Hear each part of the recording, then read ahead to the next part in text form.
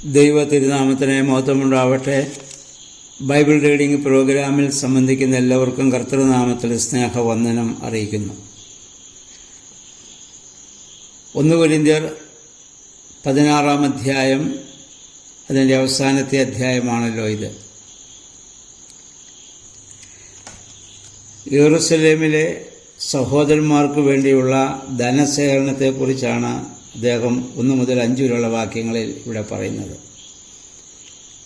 പൗലോസ്ലീഹ സ്ഥാപിച്ച എല്ലാ സ്ഥലങ്ങളിലും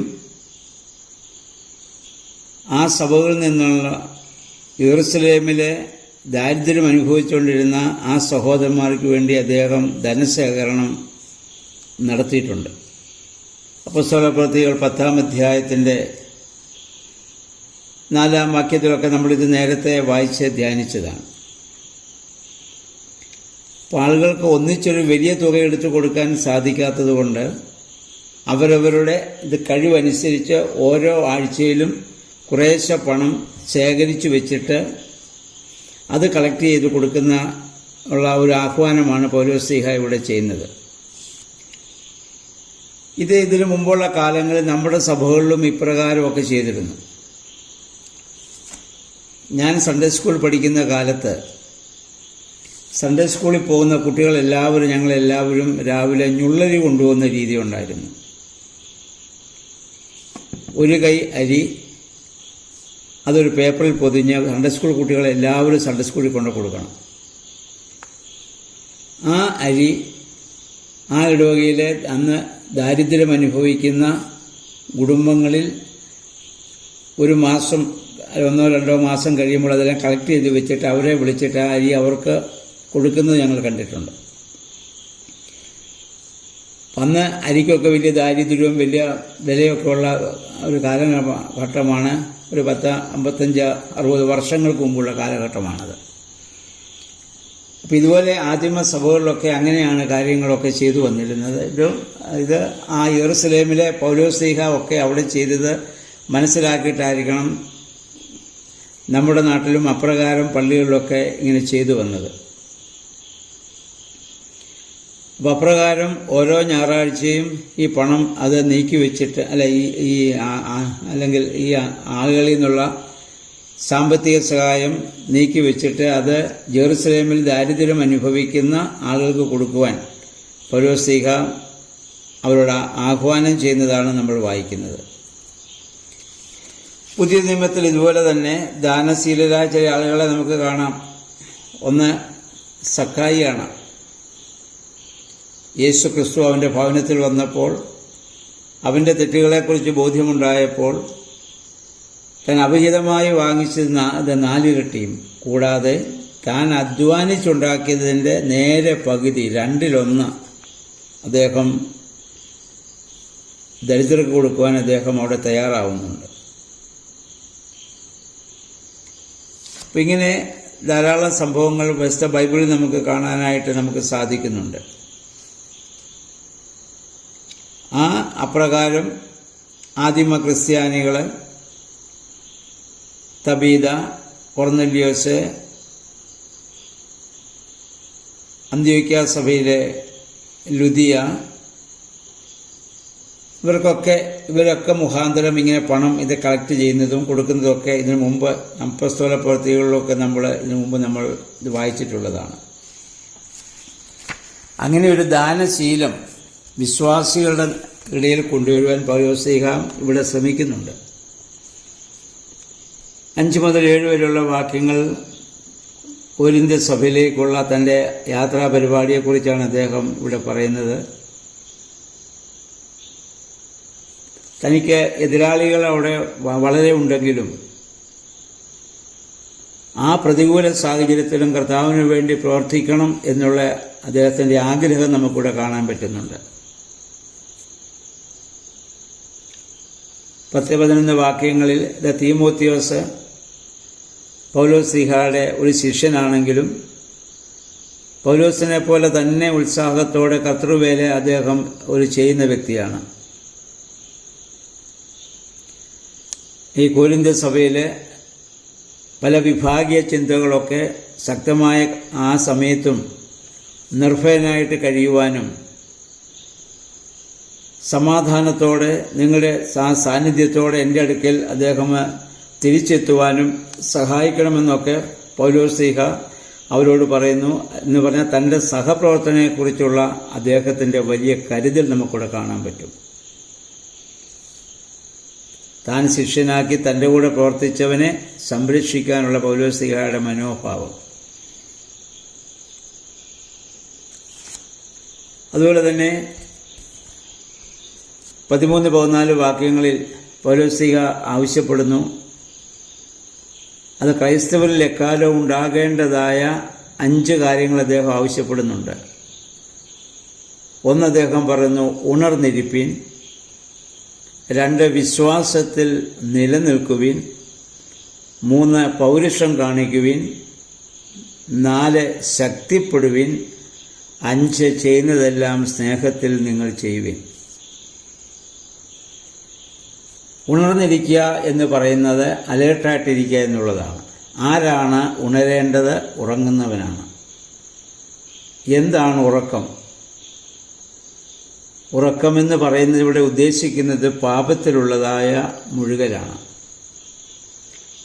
നമ്മൾ പ്രഭാത പ്രാർത്ഥന ഇപ്രകാരം പ്രാർത്ഥിക്കുന്നില്ല: ഉറക്കമില്ലാത്ത ഉണവുള്ളവനായ കർത്താവേ, നിന്റെ ഉണർച്ചയെ കൊണ്ടാടുവാനായിട്ട് പാപത്തിൻ്റെ മുഴുകലിൽ നിന്ന് ഞങ്ങളുടെ ഉറക്കത്തെ നീ ഉണർത്തണമേ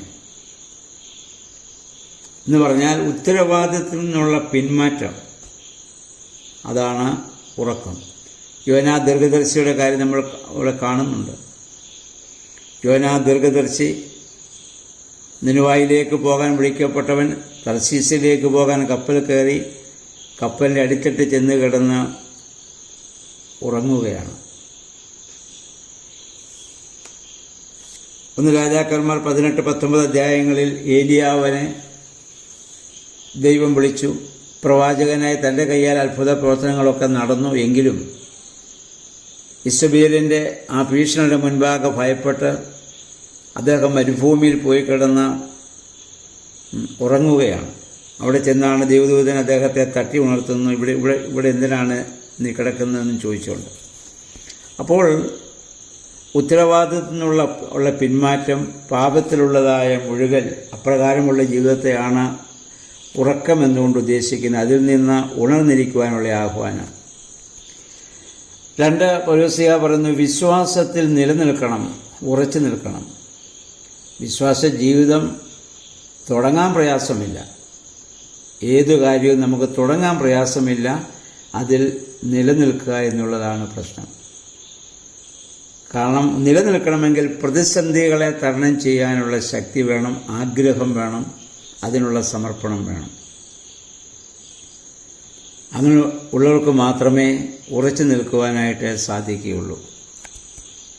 3 പറയുന്നു, പൗരുഷം കാണിപ്പിൻ, ധൈര്യം കാണിക്കുവിൻ. ഏത് പ്രതിസന്ധി ഘട്ടങ്ങൾ വന്നാലും ദൈവം സംരക്ഷിച്ചുകൊള്ളും, ദൈവം വഴി നടത്തും, എൻ്റെ കൂടെ ദൈവമുണ്ട് എന്നുള്ള ആ വലിയ ധൈര്യത്തോടുകൂടി പ്രവർത്തിക്കാൻ സാധിക്കണം. സങ്കീർത്തനക്കാരൻ പറയുന്നത് പോലെ, യഹോവ അനുകൂലമെങ്കിൽ ആരാണ് നമുക്ക് പ്രതികൂലം? പിന്നെ പറയുന്നു, ശക്തിപ്പെടുവിൻ. ആരിലാണ് നമ്മൾ ശക്തി പ്രാപിക്കേണ്ടത്? പരിശുദ്ധാത്മാവിനാലാണ്. നമ്മുടെ ശരീരത്തിൻ്റെ ശക്തി ക്ഷയിക്കുമ്പോൾ നമ്മൾ ശക്തി വരാനുള്ള ഭക്ഷണപദാർത്ഥങ്ങളും മരുന്നുകളൊക്കെ നമ്മൾ കഴിക്കാറുണ്ട്.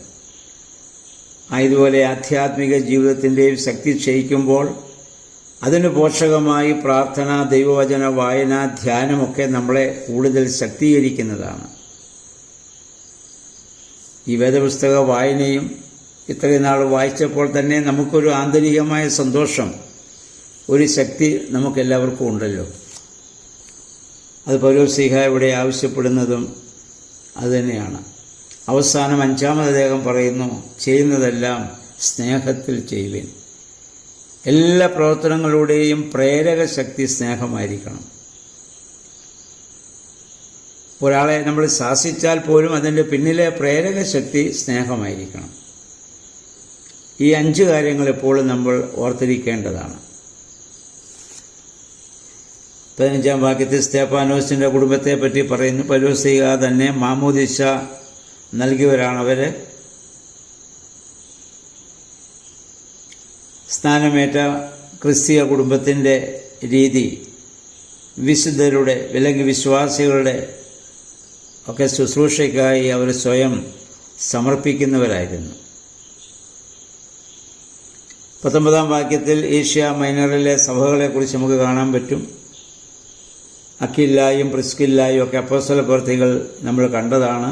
അവരുടെ ഭവനത്തിൽ ആളുകൾ കൂടുന്നതിനും അവരെ ശുശ്രൂഷിക്കുന്നതിനും അവർക്ക് വേണ്ടതായ എല്ലാ സാഹചര്യങ്ങളും ചെയ്തു കൊടുക്കാൻ അവരൊക്കെ എന്തുമാത്രം ആ കാലങ്ങളിൽ അധ്വാനിച്ചിട്ടുണ്ട് പൗലോസിനോട് ചേർന്ന്. 20 വാക്യത്തിൽ പറയുന്നു, നിങ്ങൾ വിശുദ്ധ ചുംബനം നൽകുവിൻ. ക്രിസ്തീയ സാഹോദര്യത്തിൻ്റെ വലിയ അടയാളം പ്രകടനമാണ് ക്രിസ്തീയ അല്ലെങ്കിൽ വിശുദ്ധ ചുംബനം എന്ന് പറയുന്നത്.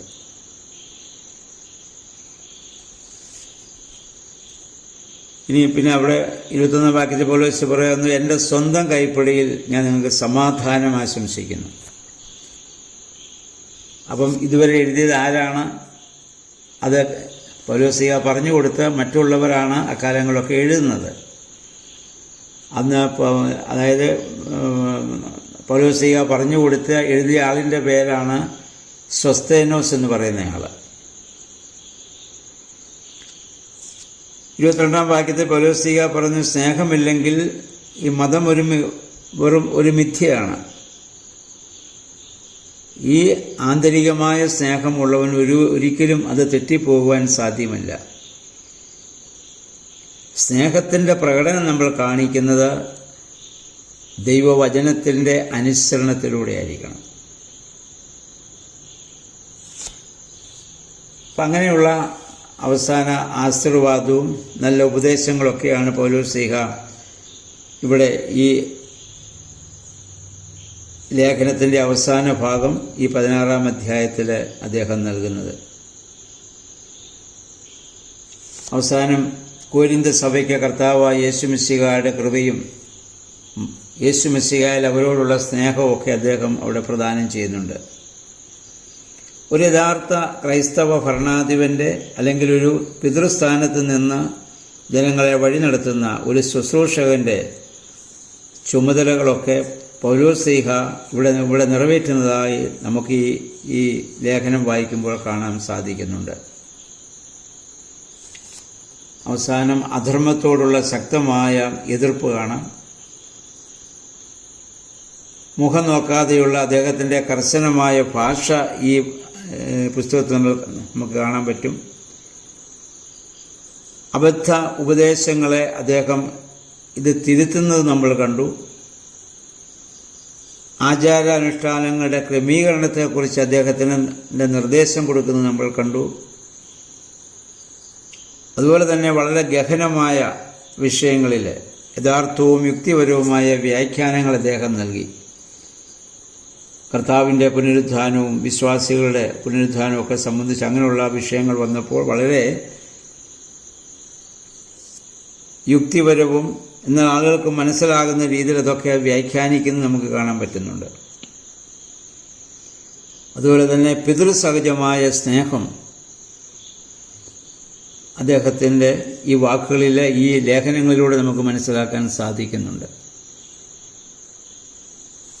അപ്പോൾ ഈ 16 അധ്യായങ്ങളോടുകൂടി കൊരിന്ത്യർക്കെഴുതിയ 1 ലേഖനം ഇവിടെ സമാപിക്കുകയാണ്. ചുരുക്കത്തിൽ ഇത് പൗലോസ്ലീഹായുടെ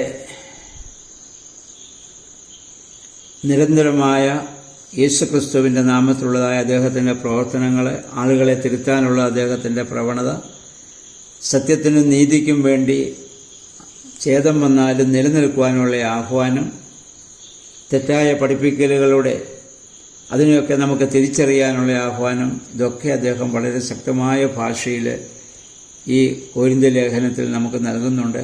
ഞാൻ ആദ്യമേ ഓർമ്മപ്പെടുത്തിയിരുന്നു, അധാർമികമായി വളരെ അധപ്പതിച്ചൊരു സമൂഹമായിരുന്നവർ, അവർക്ക് വേണ്ട എല്ലാ നിർദ്ദേശങ്ങളും അദ്ദേഹം ഈ ലേഖനത്തിൽ കൊടുത്ത ആ സഭയെ രൂപാന്തരപ്പെടുത്തുകയാണ്. ഇതാണ് വാസ്തവത്തിൽ സുവിശേഷ പ്രവർത്തനം. ഇപ്പോൾ അതൊക്കെ മാറിയിട്ട് എല്ലാ സഭകളിലും ഭരണമാണ് ഇപ്പോൾ എല്ലായിടത്തും നമുക്ക് കാണുന്നത്. അധികാരങ്ങൾക്ക് വേണ്ടിയും സ്ഥാനമാനങ്ങൾക്കൊക്കെ വേണ്ടി തർക്കങ്ങളും കലഹങ്ങളും കോടതി വ്യവഹാരങ്ങളൊക്കെയാണ് ഇന്ന് സഭയിൽ നടന്നുകൊണ്ടിരിക്കുന്നത്. എന്നാൽ ആദിമസഭയിൽ അപ്പസ്തോലന്മാർ കർത്താവും കർത്താവിൻ്റെ ശിഷ്യന്മാരൊക്കെ ചെയ്ത ത്യാഗം ഒരു പ്രാവശ്യമെങ്കിലും ഒന്ന് വായിച്ച് മനസ്സിലാക്കാൻ എല്ലാവരും ശ്രമിച്ചെങ്കിൽ എന്ന് ആശിച്ചു പോകുന്നു. അതിന് ദൈവം എല്ലാവർക്കും ഇടയാക്കട്ടെ എന്ന് നമുക്ക് പ്രാർത്ഥിക്കാം. നമുക്കിതൊക്കെ വായിച്ച് ആ പരിശുദ്ധാത്മാവിൽ ഈ വേദഭാവമൊക്കെ ധ്യാനിച്ച് അതനുസരിച്ച് നമുക്കെങ്കിലും എന്തെങ്കിലുമൊക്കെ ശുശ്രൂഷ ചെയ്യുവാൻ പരിശുദ്ധാത്മാവെ ഞങ്ങളെ ശക്തീകരിക്കണമേ എന്നുള്ള പ്രാർത്ഥനയോടെ നമുക്ക് ഇനിയും നാളെ മുതൽ കൊരിന്ത്യർക്കുള്ള 2-ാം ലേഖനത്തിലേക്ക് നമുക്ക് പ്രവേശിക്കാം. അതിന് ദൈവം നമ്മെ സഹായിക്കട്ടെ. ഇതുവരെ ഇതിനോട് സഹകരിച്ച എല്ലാവരോടുമുള്ള നന്ദിയും സ്നേഹവും പ്രത്യേകമായിട്ട് അറിയിക്കുന്നു. നമ്മുടെ വായനകളും ധ്യാനങ്ങളും പ്രാർത്ഥനകളൊക്കെ ദൈവനാമത്തിൻ്റെ മഹത്വത്തിനും നമ്മുടെ ആത്മീയമായ വളർച്ചയ്ക്കും നല്ല സാക്ഷ്യത്തിനും അനുഗ്രഹത്തിനും മുഖാന്തരമായി ഭവിക്കട്ടെ എന്നുള്ള പ്രാർത്ഥനയോടെ നല്ല ഒരു ശുഭദിനം ആശംസിച്ചുകൊണ്ട് നിർത്തുന്നു. ദൈവനാമം മാത്രം മഹത്വപ്പെടുവാൻ ഇടയാവട്ടെ.